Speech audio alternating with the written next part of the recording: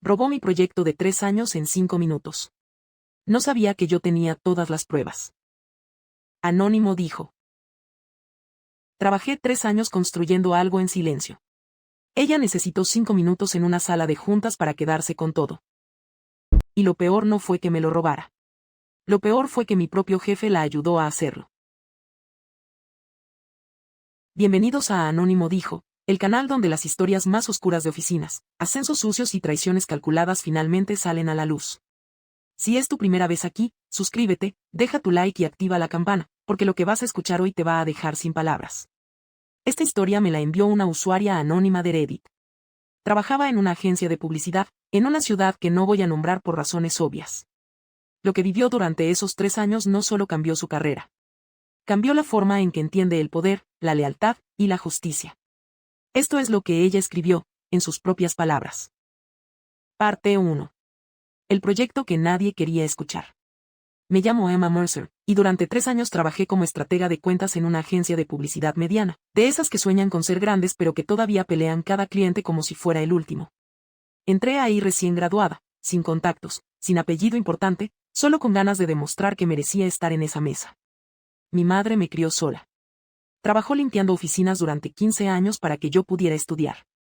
Cada vez que firmaba un contrato nuevo, cada vez que un cliente aprobaba una campaña mía, pensaba en ella. Ese trabajo no era solo un trabajo. Era la prueba de que todo el sacrificio había valido la pena. Recuerdo una conversación con mi madre, poco antes de mi primer día en esa agencia. Me dijo, no te pido que seas la más brillante de la sala, Emma. Te pido que seas la más constante. Esa frase se me quedó grabada de una forma que en ese momento no entendí del todo, pero que terminaría definiendo cada decisión que tomé los siguientes 3 años. Durante los primeros 2 años hice lo que se supone que debía hacer, aprender, callar, escuchar, ejecutar las ideas de otros sin quejarme. Pero había algo que no podía dejar de notar. Uno de nuestros clientes más importantes, una cadena de tiendas que llevaba años estancada, estaba a punto de perder su contrato con nosotros. Las campañas que les ofrecíamos eran genéricas, repetidas, sin alma. Y nadie en la agencia parecía dispuesto a arriesgarse a proponer algo distinto. Yo sí. Pasé meses, en mis noches y fines de semana, desarrollando lo que internamente empecé a llamar Proyecto Aurora. Una estrategia completamente diferente, contenido narrativo, conexión emocional real con el cliente final, una forma de contar la historia de la marca que nadie había intentado antes en esa cuenta. No tenía presupuesto para hacerlo. No tenía autorización. Solo tenía la certeza de que, si no lo intentaba, esa cuenta se iba a perder, y con ella, probablemente, mi puesto. La primera vez que presenté la idea en una reunión informal, casi nadie la tomó en serio. Es demasiado distinto, me dijo uno de los directores creativos. El cliente no va a entenderlo. Pero hubo una persona que sí pareció escucharme. Valerie Black. Valerie había entrado a la agencia casi al mismo tiempo que yo, aunque en un área distinta. Era brillante, decían todos. Carismática, encantadora, de esas personas que entran a una sala y de inmediato todos quieren su aprobación. Nos hicimos cercanas rápido. Almorzábamos juntas. Ella se quedaba hasta tarde conmigo revisando mis borradores, dándome consejos, diciéndome que mi idea era lo más interesante que había visto en meses. Tienes que presentarlo formalmente, me insistía casi todos los días, con esa insistencia cálida que parecía genuina. Yo te ayudo a estructurarlo si quieres. Y le creí. Por supuesto que le creí. Era mi amiga. Hubo una tarde, semanas antes de la presentación final, en la que tuve que defender el proyecto Aurora frente a un representante del cliente que llegó a una reunión preliminar visiblemente escéptico. Era un hombre mayor, de esos que llevan 20 años haciendo lo mismo y desconfían de cualquier idea que no haya funcionado antes en ningún otro lugar. Esto suena bonito en el papel, me dijo, cruzado de brazos. Pero nosotros necesitamos resultados, no poesía. Sentí el estómago apretado, pero seguí adelante. Le mostré cifras de comportamiento de consumidores similares, le mostré ejemplos de marcas pequeñas que habían logrado conexiones emocionales reales con resultados medibles, le mostré, sobre todo, que detrás de cada diapositiva había semanas de investigación real y no solo entusiasmo. Al final de la reunión, el hombre asintió, todavía serio, pero ya no cruzado de brazos. Tráiganme más de esto, dijo, antes de salir, sin sonreír del todo, pero ya sin la desconfianza inicial con la que había entrado a la sala. Esa noche, Valeria me llevó a celebrar con una copa de vino que ninguna de las dos podía pagarse del todo bien todavía en ese momento de nuestras carreras. Eres mejor presentando que la mitad de los directores de esta agencia, me dijo, riendo. Algún día vas a estar sentada en esa mesa principal, y yo voy a estar ahí aplaudiéndote. Le creí también eso. Lo que no sabía entonces era que, mientras yo construía cada diapositiva, cada argumento, cada justificación de presupuesto, Valeria ya estaba teniendo conversaciones separadas. Conversaciones a las que yo no estaba invitada. Víctor Thorne era el vicepresidente de cuentas estratégicas. El hombre que decidía qué proyectos vivían y cuáles morían en el olvido de una carpeta compartida. Tenía esa forma de hablar que te hacía sentir importante durante el tiempo exacto que él quería que te sintieras importante, y ni un segundo más. Yo lo admiraba, en el sentido equivocado de la palabra. Pensaba que si trabajaba lo suficientemente duro, algún día Víctor notaría mi esfuerzo y me daría la oportunidad que merecía. Una tarde, llevando unos documentos al piso ejecutivo, pasé frente a la oficina de Víctor. La puerta estaba apenas cerrada, no del todo. Escuché voces adentro. La de Víctor, y la de Valerie. No alcancé a escuchar la conversación completa. Solo fragmentos, entrecortados por el ruido de la impresora al fondo del pasillo y por mi propio pulso, que de repente se aceleró sin que yo entendiera todavía por qué. Si lo presentamos así, el mérito queda claro. Ella no tiene la experiencia para liderarlo de todas formas. Yo me encargo de manejarlo cuando llegue el momento. Me quedé congelada un segundo, con los documentos apretados contra el pecho. Quise pensar que hablaban de otro proyecto. Quise pensar que estaba siendo paranoica, que la presión de los últimos meses me estaba haciendo imaginar traiciones donde no las había. Seguí caminando. Entregué los documentos. Volví a mi escritorio y seguí trabajando en mi presentación final, la que daría en una semana ante el comité directivo completo. Lo que no sabía, lo que no podía imaginar siquiera, era que esa conversación que acababa de escuchar a medias iba a destruir todo lo que había construido en 3 años, en cuestión de minutos. Parte 2. La sala donde todo se derrumbó. El día de la presentación llegué a la oficina 2 horas antes de lo necesario. Había revisado cada diapositiva al menos 15 veces. Conocía cada cifra, cada justificación, cada posible objeción del comité. Llevaba 3 años esperando una oportunidad como esa, y por fin la tenía frente a mí. Valeria me encontró en la cocina, sirviéndome un café que no necesitaba porque ya estaba temblando de nervios sin él. Vas a estar increíble, me dijo, abrazándome. Mereces esto. Le creí. Otra vez. A las 10 de la mañana entramos a la sala de juntas grande, la que solo se usaba para reuniones con el comité ejecutivo completo. Ahí estaba el director general, los vicepresidentes de cada área, 2 representantes del cliente, y por supuesto, Víctor Thorne, sentado en la cabecera de la mesa como siempre. Yo tenía mi laptop conectada, lista para abrir mi presentación. Pero antes de que pudiera decir una palabra, Víctor habló primero. Antes de comenzar, quiero hacer un reconocimiento. En las últimas semanas, Valeria ha liderado de manera excepcional la nueva estrategia para esta cuenta. Creo que es justo que sea ella quien presente los resultados. Sentí que el aire se iba de la sala. Valeria se levantó, me lanzó una mirada rápida, casi una disculpa silenciosa que en ese momento interpreté como genuina, y caminó hacia el frente. Abrió mi laptop. Mi laptop. Con mi presentación. Y comenzó a hablar como si cada palabra, cada idea, cada noche sin dormir hubiera sido suya. Cuando desarrollé esta estrategia, pensé en cómo conectar emocionalmente con el cliente final. Desarrollé. Esa palabra se quedó flotando en mi cabeza mientras ella seguía hablando, usando mis frases exactas, mis ejemplos, incluso la anécdota personal sobre mi madre que yo había incluido para humanizar la presentación. Le estaba contando como si fuera su propia historia, con el mismo tono de voz que yo había practicado frente al espejo la noche anterior, hasta con las mismas pausas que yo había marcado en mis notas. Miré alrededor de la mesa, esperando que alguien, cualquiera, notara algo extraño. Pero todos asentían, sonriendo, completamente convencidos. Sentí que mi propia voz se había quedado atrapada en mi garganta, sin poder salir, mientras la veía tomar cada pieza de mí y presentarla como suya frente a las personas que decidían el futuro de mi carrera. Quise hablar. Abrí la boca. Pero Víctor me miró, solo un segundo, con una expresión que decía claramente, no. No lo hice. Me quedé sentada, viendo cómo aplaudían, como el director general decía que esa era exactamente la innovación que la agencia necesitaba, como Víctor anunciaba, ahí mismo, frente a todos, que Valerie sería promovida a directora de innovación estratégica. El puesto que yo había soñado durante 3 años. Cuando terminó la reunión, esperé a que todos salieran y me acerqué a Víctor. Esa era mi presentación, le dije, con la voz más firme que pude reunir. Mi proyecto. Mis palabras. Víctor ni siquiera levantó la mirada de su teléfono. El trabajo en equipo es lo que importa aquí, Emma. No los créditos individuales. Tal vez deberías reflexionar sobre si esa actitud es la adecuada para alguien que aspira a crecer en esta empresa. Me fui de esa oficina con la garganta cerrada, conteniendo las ganas de llorar hasta llegar al baño, donde finalmente lloré, en silencio, encerrada en un cubículo, durante casi 10 minutos. Esa noche me quedé hasta tarde en la oficina. No por trabajo. Solo porque no quería llegar a mi casa y tener que explicarle a nadie lo que había pasado. Estaba en mi escritorio, revisando correos sin realmente leerlos, cuando noté algo en la impresora compartida del piso. Alguien había dejado documentos sin recoger. Eran míos, en parte. Pero entre las hojas había una impresión de un correo que no reconocí. Lo tomé sin pensarlo demasiado, esperando que fuera basura. No lo era. Era un hilo de correos entre Víctor y Valerie, fechado casi un mes atrás.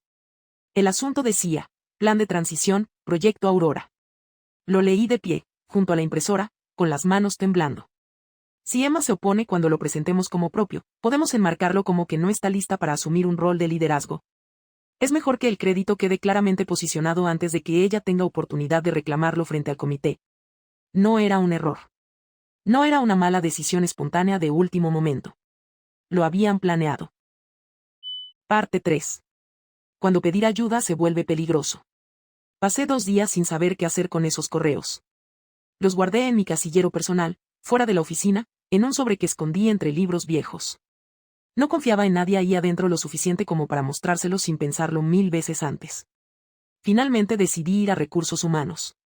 Pensé, de manera ingenua, que ahí encontraría algo de justicia. Pedí una cita con la directora de Recursos Humanos, una mujer llamada Diane, que llevaba más años en la empresa que casi cualquier otra persona, y que, según los rumores de pasillo, era cercana a Víctor desde hacía mucho tiempo. No le di importancia a ese rumor.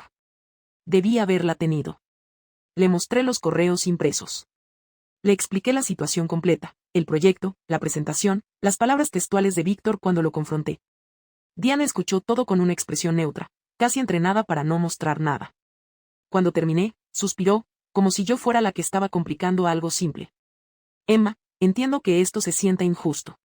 Pero el reconocimiento de proyectos en esta empresa siempre ha sido una decisión de liderazgo. No hay ninguna política que diga que el creador original tiene derecho exclusivo al crédito público. ¿Y los correos?, pregunté. ¿Eso no es evidencia de que lo planearon? Son correos sacados de contexto. Y, francamente, me preocupa más cómo los obtuviste. En menos de 15 minutos, la conversación había pasado de ser sobre la injusticia que viví a ser sobre mi comportamiento. Esa misma semana recibí una advertencia formal por escrito, conducta inapropiada y manejo indebido de información interna. Una mancha en mi expediente, después de 3 años impecables. Recuerdo haber salido de esa oficina y haber caminado directo al estacionamiento, sin pasar por mi escritorio, porque sabía que si me sentaba frente a mi computadora en ese momento, no iba a poder contener las lágrimas frente a todos. Me quedé sentada en mi auto durante casi media hora, sin encender el motor, repitiéndome a mí misma que no había hecho nada malo, que llevar evidencia a Recursos Humanos no podía ser, de ninguna manera, la parte equivocada de toda esta historia. Mis compañeros, que antes me saludaban con cariño, comenzaron a evitarme en los pasillos. Nadie quería que se les asociara con la persona que había causado problemas. Una compañera con la que solía almorzar casi todos los días empezó a inventar excusas para comer en su escritorio. Otro colega, con quien había compartido proyectos durante más de un año, dejó de incluirme en correos grupales que antes me llegaban automáticamente. Sentí algo que no había sentido nunca antes en ese trabajo, estaba completamente sola. Llegué a escribir, en mi computadora personal, una carta de renuncia. La guardé sin enviarla durante 3 días, abriéndola cada noche, leyéndola, cerrándola otra vez sin decidirme. Pensé en mi madre, en lo que significaría para ella verme renunciar sin pelear, después de todo lo que había sacrificado para que yo llegara hasta ahí. Y pensé también en algo más simple, si renunciaba en ese momento, Valeria y Víctor jamás enfrentarían ninguna consecuencia por nada de lo que habían hecho. Se quedarían exactamente donde estaban, y yo sería solamente un hombre más que no pudo manejar la presión. Decidí quedarme. No por el trabajo. Por la verdad. Esa misma semana, considerando todavía qué hacer con la advertencia formal en mi expediente, comencé a ordenar mis archivos personales en la nube compartida del departamento, archivos relacionados con el presupuesto del proyecto Aurora, porque técnicamente yo seguía siendo responsable de su ejecución operativa, aunque ya no de su reconocimiento. Fue ahí cuando noté algo extraño. Había facturas de proveedores externos vinculadas al proyecto que yo nunca había aprobado. montos que no coincidían con ningún trabajo real entregado. Nombres de agencias subcontratadas que ni siquiera figuraban en nuestra base de proveedores autorizados. Y todas, absolutamente todas, tenían la firma digital de aprobación de Valerie Black. No era solo robo de crédito. Era dinero. Dinero que entraba y salía sin ninguna justificación real, escondido bajo el nombre de un proyecto que ya no me pertenecía oficialmente, pero que yo seguía conociendo mejor que nadie en esa empresa. Parte 4. La trampa que tardé semanas en construir. No renuncié. Decidí quedarme, aunque cada día en esa oficina se sintiera como caminar sobre vidrio. Pero ya no estaba ahí para sobrevivir. Estaba ahí para entender exactamente cuánto se había construido sobre mentiras, y para encontrar la manera correcta, la manera imposible de ignorar, de exponerlo. No podía hacerlo sola. Tenía miedo, pero también tenía un aliado inesperado, un compañero del departamento de finanzas que, meses atrás, había sido descartado para un ascenso de manera muy similar a la mía, aunque en su caso nunca entendió bien por qué. Lo conocía solo de vista, de cruzarnos en el ascensor algunas mañanas, pero cuando le conté lo que había encontrado, en voz baja, en un café lejos de la oficina, no dudó en ayudarme. Llevo 2 años viendo cosas raras en algunos reportes y nadie me hace caso porque no soy del área correcta para reclamarlo, me dijo, revolviendo su café sin tomarlo. Si tú tienes evidencia real, yo te ayudo a confirmarla con acceso legítimo. Durante casi 3 semanas, en horarios fuera de oficina, casi siempre después de las 9 de la noche, reconstruimos el patrón completo desde su laptop personal, nunca desde ningún equipo de la empresa. Valeria había estado inflando los presupuestos de varios proyectos pequeños durante más de un año, no solo el mío, desviando una parte de cada pago a cuentas de proveedores que en realidad no existían como tales, identificadas únicamente por un número de registro fiscal que, al buscarlo, no aparecía en ningún lado.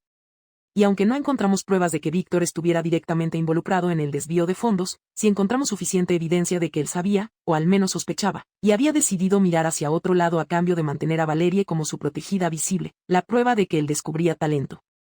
Hubo una noche, casi al final de esa investigación, en la que estuve a punto de ser descubierta.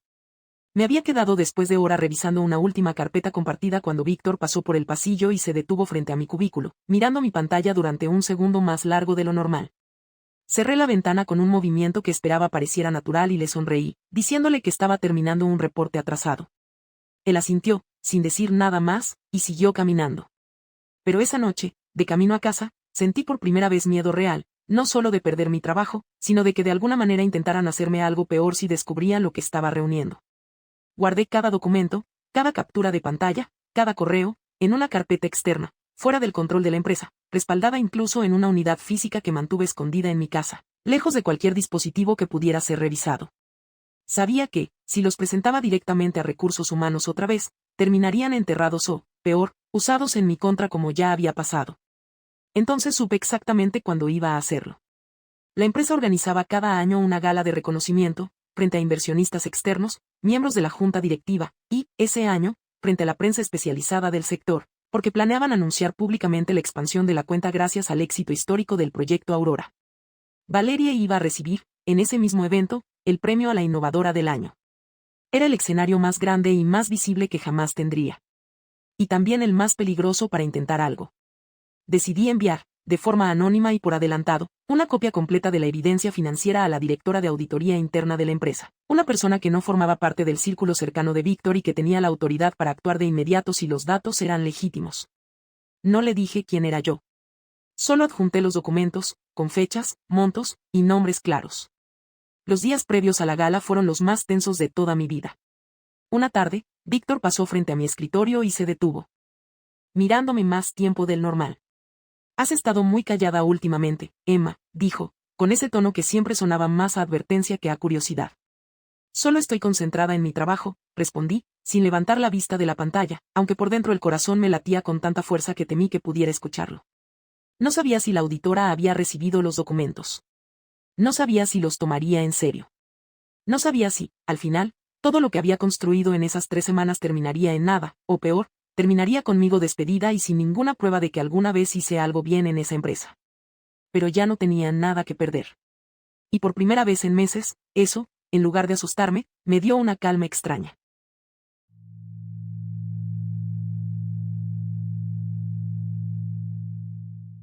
Parte 5. La noche en que todo salió a la luz. La gala se realizó en el salón de un hotel en el centro de la ciudad. Mesas con manteles blancos, copas de vino que nadie terminaba, ejecutivos sonriendo para fotos que después subirían a sus perfiles profesionales. Valeria estaba radiante, con un vestido nuevo, recibiendo felicitaciones de personas que ni siquiera trabajaban directamente con ella. Yo estaba sentada en una mesa al fondo, junto a compañeros que apenas me dirigían la palabra. Observaba todo con una mezcla extraña de calma y nervios que no podía explicar del todo. Llegó el momento de las premiaciones. El director general subió al escenario, agradeció a los inversionistas presentes, habló del crecimiento histórico gracias a la innovación interna, y finalmente llamó a Valeria al frente para entregarle el premio a la innovadora del año. Ella subió, sonriendo, agradeciendo, comenzando un discurso sobre creer en las ideas que nadie más se atreve a defender. Le escuché hablar de constancia, de visión, de arriesgarse cuando todos dudan, usando casi las mismas palabras que yo le había dicho a ella, en privado, meses atrás, cuando todavía pensaba que éramos amigas. Sentí algo extraño, una mezcla de furia fría y una calma que no esperaba sentir en ese momento exacto. Y entonces, justo cuando terminaba su frase, vi a la directora de auditoría interna levantarse desde una mesa cercana a la del director general. No gritó. No hizo una escena innecesaria. Simplemente pidió, con voz firme pero serena, un momento antes de que continuara la ceremonia. Antes de cerrar este reconocimiento, hay información financiera relacionada con este proyecto que la junta directiva necesita conocer de inmediato, dijo, mientras un asistente entregaba al director general una carpeta sellada. El salón completo quedó en silencio. El director general abrió la carpeta ahí mismo, frente a todos. Por la expresión de su rostro, supe que no era la primera vez que la veía. La auditora ya le había adelantado parte de la información esa misma tarde, antes del evento, justo a tiempo para evitar que la empresa quedara expuesta públicamente sin ningún control sobre la narrativa. Necesito que esta ceremonia se pause, dijo el director general, con la voz tensa, mirando directamente a Víctor, que estaba sentado en la primera fila. Y necesito una explicación, ahora, sobre estas facturas. Valerie, todavía en el escenario, sonriendo de forma cada vez más forzada, intentó decir algo sobre un malentendido administrativo. Pero el director general no la dejó continuar. Esto no es un malentendido, Valerie. Esto es fraude documentado, con tu firma de aprobación en cada transacción. Busqué con la mirada a Víctor. Tenía el rostro completamente pálido, intentando, sin éxito, mantener la compostura frente a los inversionistas que comenzaban a murmurar entre ellos, frente a la prensa que ya estaba tomando notas frenéticamente. Alguien, no recuerdo bien quién, encendió las luces principales del salón, como si necesitaran ver con total claridad lo que estaba pasando. Valeria seguía de pie en el escenario, sin saber si quedarse o bajar, con el premio todavía en la mano, mientras el director general pedía, en voz alta, que la seguridad del hotel acompañara a algunos asistentes a una sala privada para continuar la conversación lejos de las cámaras. No sentí alegría en ese momento. Pensé que la sentiría, después de tantas semanas de tensión y miedo. Pero lo que sentí fue, sobre todo, alivio. Un alivio profundo, casi físico, como soltar un peso que había cargado en el pecho durante meses sin darme cuenta de cuánto pesaba realmente. La empresa abrió una investigación formal esa misma semana. 3 meses después, Valerie fue despedida de manera inmediata, y la empresa presentó cargos legales formales en su contra por malversación de fondos.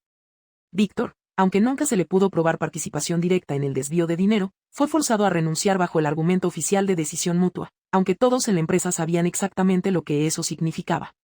A mí me llamaron, casi un mes después de la gala, a una reunión con el director general y la nueva directora de recursos humanos. Me ofrecieron disculpas formales, una compensación por el tiempo en que mi trabajo fue atribuido a otra persona, y el puesto de directora de innovación estratégica. El mismo puesto que, casi un año antes, había visto entregado a alguien que nunca lo mereció. No voy a decir que todo quedó perfecto. Hay heridas que no se resuelven con un ascenso ni con una disculpa institucional. Durante meses seguí entrando a esa misma oficina con una desconfianza que antes no existía, revisando 2 veces cada correo, guardando copias de todo lo que hacía, como si una parte de mí ya no pudiera volver a confiar del todo en un espacio de trabajo. Eso tampoco se borra fácilmente. Pero aprendí algo que no olvido, la paciencia, cuando se usa con propósito, puede ser más poderosa que cualquier venganza impulsiva. Y la verdad, tarde o temprano, aunque tarde más de lo que uno quisiera, encuentra la forma de salir a la luz. ¿Tú qué hubieras hecho en su lugar? ¿Habrías expuesto todo en ese escenario frente a todos, o habrías esperado un momento distinto? Déjamelo en los comentarios, de verdad quiero leer tu opinión. Si esta historia te atrapó, dale like, suscríbete y comparte este video con alguien que necesite escucharla. En Anónimo dijo, las historias siguen llegando, y la próxima podría ser todavía más fuerte que esta. Nos vemos en el próximo video.